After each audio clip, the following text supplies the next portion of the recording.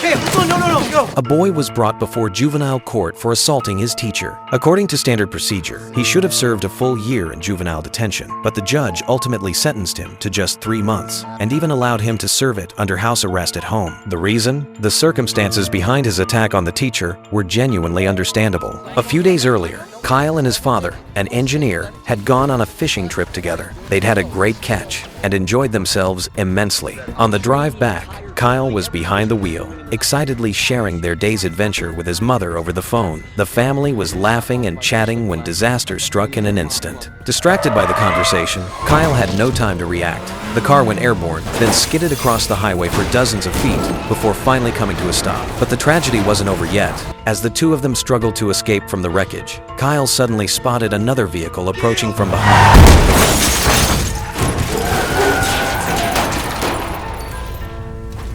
It slammed directly into his father's side of the car.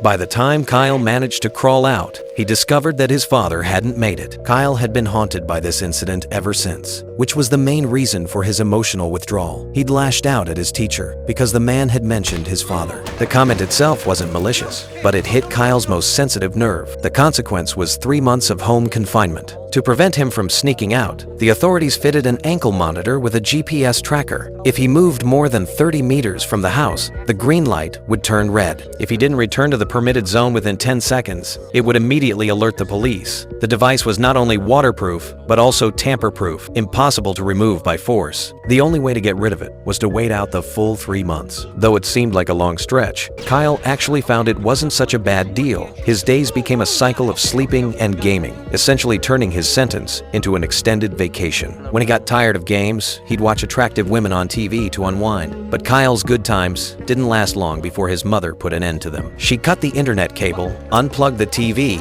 and ordered him to clean every room in the house. Having grown accustomed to his leisurely lifestyle, Kyle had zero patience for dirty, exhausting household chores. He only half-heartedly acknowledged his mother's demands without actually following through. Without his usual sources of entertainment, Kyle's life instantly became unbearably dull. The ankle monitor felt like an intolerable burden. With nothing better to do, he could only stare out the window to pass the time. That's when he noticed a new family moving in next door. Normally, this would be completely unremarkable, but Kyle found himself completely transfixed because the family had a daughter. She had long blonde hair and a slender figure. Even though he couldn't see her face clearly, it was enough to leave Kyle absolutely captivated.